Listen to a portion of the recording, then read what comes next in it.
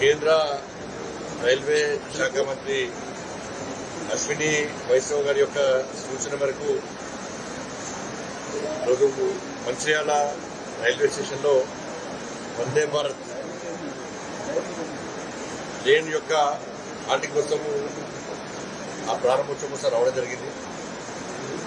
మరి ప్రత్యేకంగా కేంద్ర మంత్రివర్యులు మంచిర్యాల నుంచి వచ్చిన విజ్ఞప్తులను గతంలో జిల్లా అధ్యక్షుడిగా పనిచేసినటువంటి గారు అనేక సందర్భాల్లో ఢిల్లీకి వచ్చిన సందర్భంలో నితిన్ గడ్కరీ కలవడము, రైల్వే మినిస్టర్ కలవడము, వీళ్ళందరినీ కలవడము, దానివల్ల కేంద్ర ప్రభుత్వం కూడా ప్రత్యేకంగా ఈ మంచిర్యాల స్టేషన్ అభివృద్ధి చేయాలనే ఒక లక్ష్యంతో ఉన్నది. అందుకే దాంట్లో భాగంగానే ఈ మంచిర్యాల రైల్వే స్టేషన్ ను అన్ని హంగులతో అన్ని సౌకర్యాలతో అత్యాధునికమైన టెక్నాలజీతో అభివృద్ధి చేయాలని చెప్పి ఆలోచనతో ఈ మంచిర్యాల రైల్వే స్టేషన్ ను అమృత్ భారత్ స్కీమ్ లో భాగంగా ఇప్పటికే 26 కోట్ల రూపాయలతో పనులు ప్రారంభించారు. ఇలా మంచిర్యాల ప్రజలు ఆశ్చర్యపోయే విధంగా ఈ రైల్వే స్టేషన్ ను అద్భుతంగా అధునాతనంగా తీర్చిదిద్దబోతున్నాం. దాంతోపాటు ఫుట్ఓవర్ బ్రిడ్జ్ విషయంలో కూడా దరఖాస్తు ఇవ్వడము, వారు రఘు గారు మన అజ్జరెడ్డి గారు ఢిల్లీకి వచ్చినప్పుడు వారు కూడా రైల్వే మినిస్టర్ ను రఘు గారితో కలిసి కలవడము. ఈ ఫుట్ఓవర్ బ్రిడ్జ్ కూడా 3.5 కోట్లతోని వాళ్ళ మంచిర్యాల రైల్వే స్టేషన్ లో ఇలా పనులు ప్రారంభించబోతున్నాం. దాంతోపాటు వందే భారత్ సంబంధించి కూడా ఈరోజు స్టార్ట్ అయింది. ఒకటి ఇవాళ కేంద్ర ప్రభుత్వము ప్రత్యేకంగా ఈ మంచిర్యాల మీద ప్రత్యేక శ్రద్ధ పెట్టాము. మంచిర్యాల రైల్వే స్టేషన్ ను అన్ని రకాల ఆధునీకరించే ప్రయత్నం చేస్తున్నాం, అభివృద్ధి చేసే ప్రయత్నం చేస్తున్నాం. రాబోయే రోజుల్లో కూడా ఇంకా సహకరించడానికి నరేంద్ర మోడీ గారి ప్రభుత్వం సిద్ధంగా ఉంది. రైల్వే విషయంలో తెలంగాణ రాష్ట్రానికి ఇప్పటికే ఈ 10 సంవత్సరాల కాలంలో 42,000 కోట్ల రూపాయల నిధులను ఈ తెలంగాణ రాష్ట్రానికి ఖర్చు పెట్టారు. దాదాపు 40 ప్రాజెక్టు ఇప్పుడు పనులు నడుస్తూ ఉన్నాయి. దానికి రాబోయే 10 సంవత్సరాల్లో 80,000 కోట్ల రూపాయలు ఖర్చు పెట్టడానికి ప్రణాళిక సిద్ధమైనది తెలంగాణ రాష్ట్రానికి. 5 వందే భారత్ ఇష్టం ఇప్పటికే తెలంగాణ రాష్ట్రానికి. 2 వందే భారత్ హైదరాబాద్ నుంచి పూణే, హైదరాబాద్ నుంచి నాందేడు అతి త్వరలో ప్రారంభించబోతున్నాం. చెర్రపల్లి టెర్మినల్ను ఆధునీకరించడం, కరీంనగర్, రామగుండం, సికింద్రాబాద్, నాంపల్లి లాంటి స్టేషన్లు కూడా అభివృద్ధి చేస్తాం. బేగంపేట అన్నిటి కూడా అభివృద్ధి చేస్తాం. బట్ ఇంకా కూడా అభివృద్ధి చేయడానికి కేంద్ర ప్రభుత్వం సిద్ధంగా ఉంది. రాష్ట్ర ప్రభుత్వం కూడా అన్ని రకాలుగా సహకరించాలని కోరుతా ఉంది. దాంతోపాటు ఫీజు రియంబర్స్మెంట్ వాళ్ళ ఎంత ఘోరమైన పరిస్థితి అంటే దాదాపు 15 నుంచి 20 లక్షల మంది స్టూడెంట్స్ చదువుకుంటా ఉన్నారు. ఈ ఫీజు రియంబర్స్మెంట్ వాళ్ళ మొత్తం భవిష్యత్తు అంతా కూడా నాశనమే పరిస్థితి ఇవాళ తెలంగాణ రాష్ట్రంలో వచ్చింది. ఇవాళ గత బీఆర్ఎస్ పార్టీ 10 సంవత్సరాలు ఫీజు రియంబర్స్మెంట్ చేయకపోవడం వలన దాదాపు 8 నుంచి 10,000 కోట్ల రూపాయలు వాళ్ళ బకాయిలు ఇవ్వాల్సి ఉంటుంది. వాళ్ళు చేతులు తెచ్చిర్రు. చేతులు చేసాక ఏమైంది, అరే మా పిల్లల భవిష్యత్తు బాగుపడుతుంది కావచ్చు అని చెప్పి ఇటు పేరెంట్స్, మా పాఠశాల కళాశాల పరిస్థితి బాగుపడుతుంది కావచ్చు అని చెప్పి ఇటు కళాశాల పాఠశాల యజమానులు వీళ్ళందరూ కలిసి బీఆర్ఎస్ కు బుద్ధి చెప్పి కాంగ్రెస్ పార్టీని నమ్మి ఓటేస్తే ఫీజు రియంబర్స్మెంట్ కు బ్రాండ్ అంబాసిడర్ గా చెప్పినటువంటి కాంగ్రెస్ పార్టీ ప్రభుత్వము ఈరోజు ఫీజు రియంబర్స్మెంట్ చెల్లించకపోవడం వల్ల విద్యా సంస్థలు నడిచే స్థితిలో లేవు.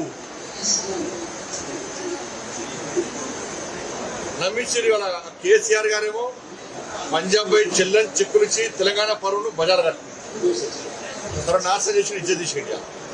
ఈ కాంగ్రెస్ పార్టీ ప్రభుత్వం ఏం చేసింది, టోకెన్లు ఇచ్చింది.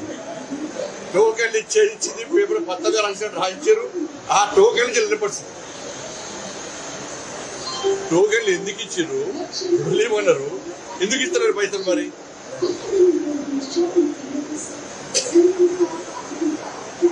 ఇంత ఘోరమైన పరిస్థితి ఇవాళ తెలంగాణ రాష్ట్రంలో వచ్చింది. 8 నుంచి 10,000 కోట్ల రూపాయలు ఫీజు రియంబర్స్మెంట్ ఇవ్వాలి. ఇలా పాఠశాల పరిస్థితి ఏంటి?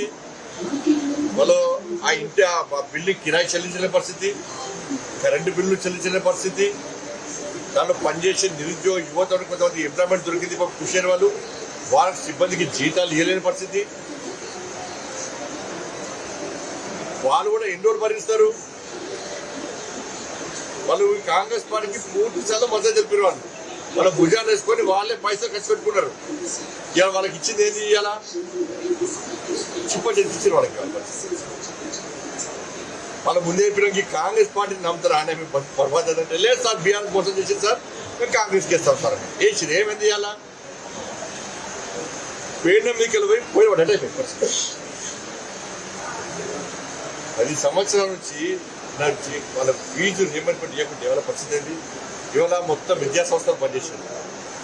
మొన్న హాల్ టికెట్లు ఇవ్వకపోవడం వల్ల విద్యార్థులు ఇబ్బంది పడ్డారు. ఇలా విద్యార్థులు ఎందుకు చదువుకుంటున్నారు? ఇలా PG, degree, medicine, engineering, MCA అన్ని సంబంధించిన విద్యార్థులందరూ కూడా ఇవాళ చదువు పని చేసుకున్నా, పేరెంట్స్ పరిస్థితి చదివించుడా, మా పిల్లలు చదువు పని చేసినా, ఇంట్లో ఫీజు కట్టలే పరిస్థితులనే ఈ ప్రభుత్వం ఫీజు రియంబర్స్మెంట్ అన్నది కదా అని చెప్పి ఇలా ఉన్నత చదువులు చదవాలని చెప్పి చదివించాలని చెప్పి మా కొడుకు డాక్టర్ కావాలి, ఇంజనీర్ కావాలి, పెద్ద పెద్ద చదువులు చదవాలని చెప్పి ఒక కళలు కానీ ఈ ప్రభుత్వం మా ప్రభుత్వాల మాటలు నమ్మి పాలకుల మాటలు నమ్మి విద్యాసంస్థ నేర్పిస్తే ఇలా ఫీజు రియంబర్స్మెంట్ విద్యాసంస్థ చెల్లించకూడదు, యజమానులు చెల్లించకపోవడం వలన ఇలా విద్యార్థులు మెడలు బట్టి బయటికి గడ్డేసే పరిస్థితి. ఏమైంది పరిస్థితి కాదు? మేము లక్షల కోట్ల విద్యా బడ్జెట్ పెట్టామని చెప్పంటున్నారు. మూసి రివర్ పెట్టి అంటున్నారు. విశ్వాళ్ళు పోటీలు పెట్టారు. 4th సిటీ అంటున్నారు. ఇంకేమేమో అంటున్నారు. మరి వాటికి పైసన్నప్పుడు ఈ పేద విద్యార్థులు చదువుకోవడానికి వాళ్ళు ఫీజులు కట్టలేక ఇలా యాజమాన్యాన్ని రోడ్డుకి స్ట్రైక్ చేస్తుంటే ఈ 10,000 కోట్ల రూపాయలు చెల్లించిన స్థితిలో ప్రభుత్వం ఉందా? ఇవే గతంలో వీళ్ళు స్ట్రైక్ అన్నారు. స్ట్రైక్ అంటే జిల్లా కొంతమంది ప్రభుత్వం గుంజి చర్చలు అన్నారు, టోకెన్లు ఇచ్చారు. మనకు ఇప్పుడు ఆ రోజే మీ దానిలో గ్రూపులు ఉన్నాయి, మీ దానిలో కొంతమంది ప్రభుత్వానికి తాపేదారుగా వ్యవస్థలో కొంత మీ అసోసియేషన్ లో ఈ ప్రభుత్వం పైసలు ఇవ్వదని చెప్పి ఆ రోజు చెప్పిన భారతీయ జనతా పార్టీ మొదటి నుంచి కూడా ఫీజు రియంబర్స్మెంట్ చెల్లించాలని చెప్పి విద్యార్థులకు అన్యాయం కావద్దు, యాజమాన్యాల వాళ్ళను కాపాడండి, వాళ్ళు అప్పుల పాలయ్యారు, బ్యాంకులలో ఇంట్రెస్ట్ కట్టలేకపోతున్నారు, వాళ్ళ ఆస్తులు అమ్ముకున్నా కట్టలేని పరిస్థితి. 10 మందికి సేవ చేద్దాం, 10 మందికి ఎంప్లాయ్మెంట్ ఇద్దామని చెప్పి విద్యాసంస్థలు నిలబడితే ఇలా విద్యాసంస్థలు నడిపించలేని పరిస్థితి ఉన్నదని చెప్పి వాళ్ళకు మొదటి నుంచి కూడా మద్దతు ఇచ్చే party Bharatiya Janata party.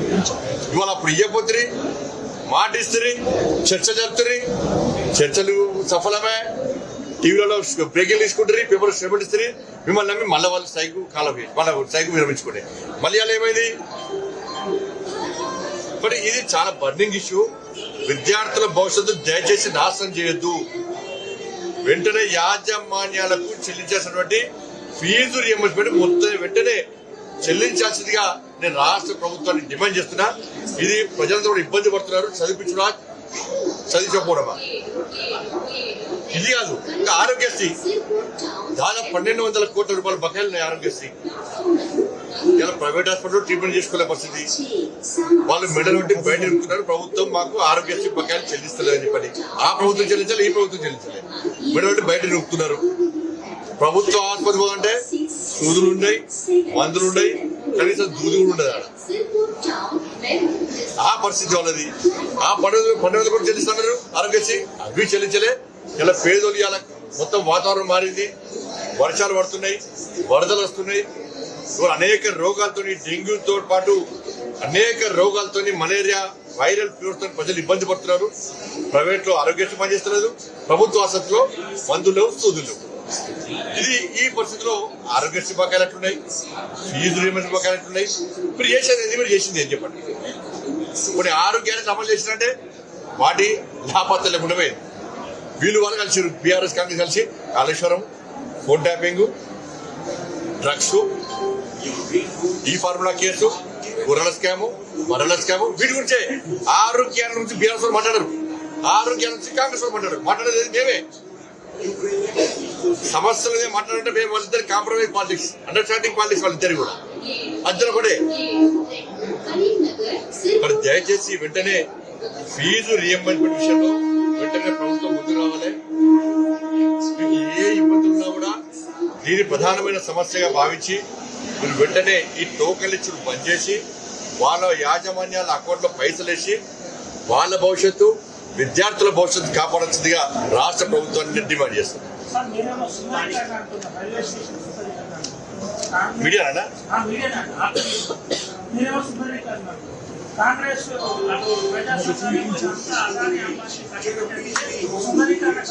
Communist అన్న కమ్యూనిస్ట్ వాళ్ళు ఇప్పుడు మీకు ఏమంటారు ఎక్కడన్నా గానే ఉంటారు వాళ్ళు, గానే ఉంటారు. తిట్టి తిట్టి 2 సీట్లు వీలయ్యి మేము ఇన్ని సీట్లు కాంగ్రెస్ కమ్యూనిస్ట్ వాళ్ళు అన్నారు. ఏడుకేరు వాళ్ళు తెరమరుగైపోయారు, భూగర్భ కలిసిపోయారు. మేము ఏం చేసాం 2 సీట్ల భారతీయ జనతా పార్టీ ముచ్చటగా 3వ సారి నరేంద్ర మోడీ నేతృత్వంలో అధికారంలోకి వచ్చిన దేశాన్ని అభివృద్ధి చేస్తున్నాం. వాళ్ళు చెప్పండి వాళ్ళకి కావాల్సింది అభివృద్ధి కావన్నా, ఈ పేరు ఆ పేరు చెప్పి విమర్శించడం కావన్నా. మరి వాళ్ళు అంతకుముందు కాంగ్రెస్ పార్టీతోనే అధికారం చెలాయించారు. ఎన్ని రైల్వే స్టేషన్ అభివృద్ధి చేశారు, ఎన్ని ఎవరి కూడా నిర్మించారు, ఎన్ని రైల్వే స్టేషన్ నిర్మాణం చేపట్టారు, ఈ దేశంలో ఎన్ని కొత్త రైల్వే లైన్లు చేశారు. బ్రిటిష్ వాళ్ళ కాలం తర్వాత కాంగ్రెస్ పార్టీ కాలంలో ఎప్పుడైనా ఏమైనా చేసిరా వాళ్ళు?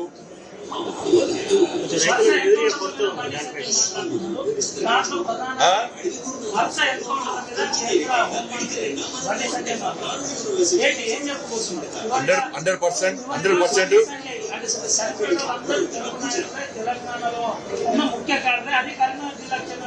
మరి వాళ్ళు చంపింది ఎవరిని?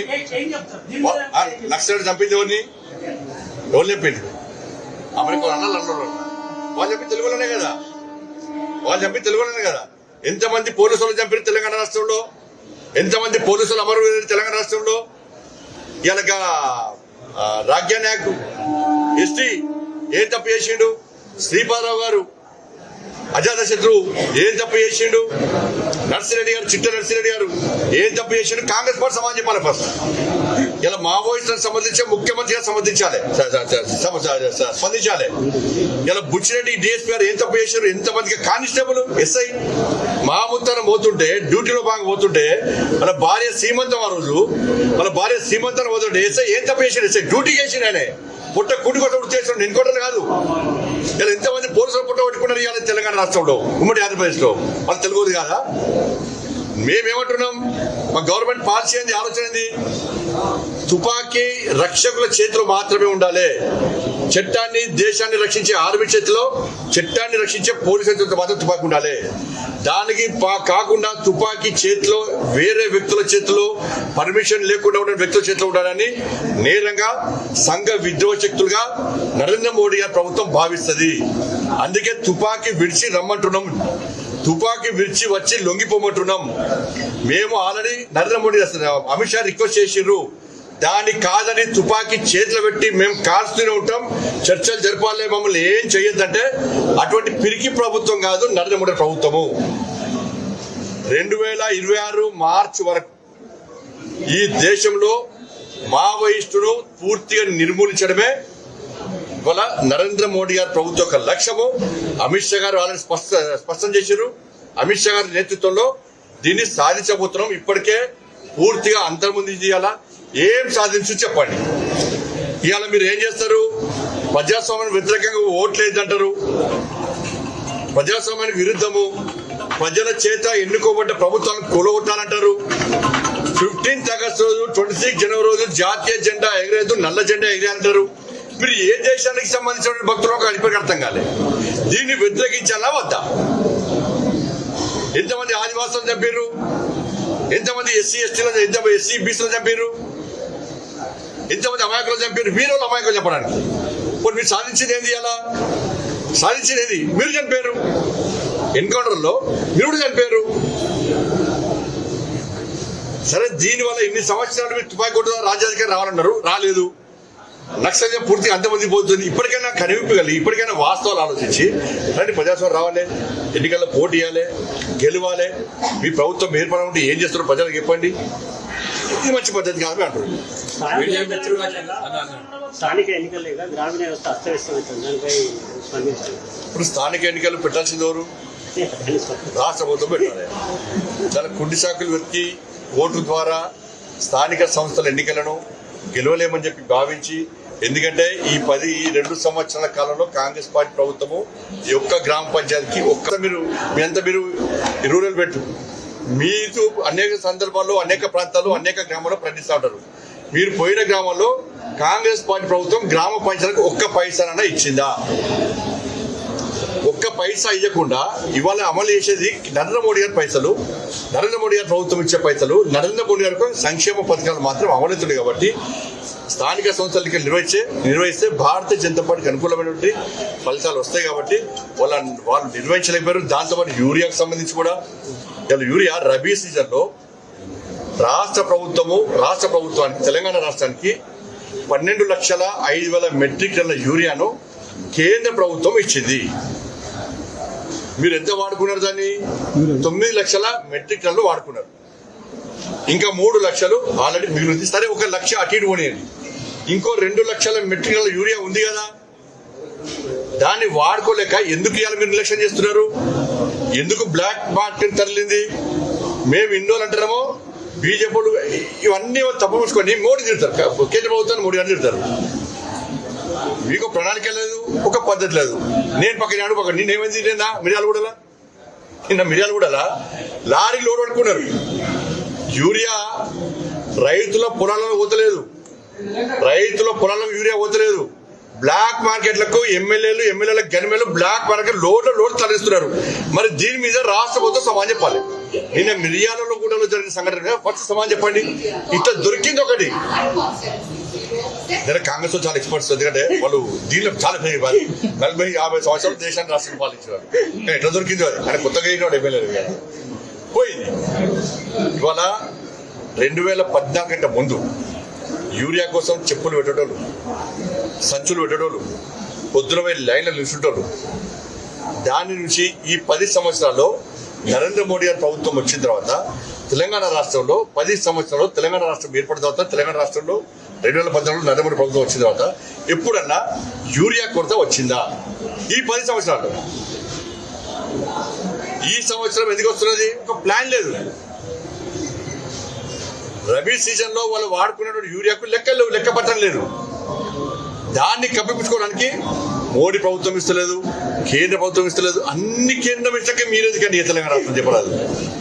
ఫీజు ఇస్తలేరంటే మోడీ గారు ఇస్తలేరంటారు, ఆరోగ్యశ్రీ అంటే మోడీ గారు ఇస్తలేరంటారు, రోడ్లు వేసుకున్న గ్రామాల్లో మోడీ గారు ఇస్తారన్న, సడక్ యోజన కింద రోడ్లు వేస్తున్నాం, సిఆర్ కింద రోడ్లు వేస్తున్నాం.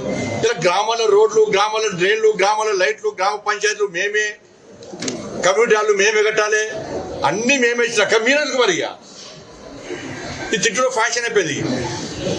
కానీ అన్ని విషయాలు రాష్ట్ర ప్రజలకు తెలుసు కాబట్టి నేను మళ్ళీ అప్పీల్ చేస్తున్నా, మీరు ఫీజు రియంబర్స్మెంట్ విషయంలో వెంటనే రాష్ట్ర ప్రభుత్వం ముందుకు రావాల్సిందిగా నేను అప్పీల్ చేస్తున్నా. నమస్కారం.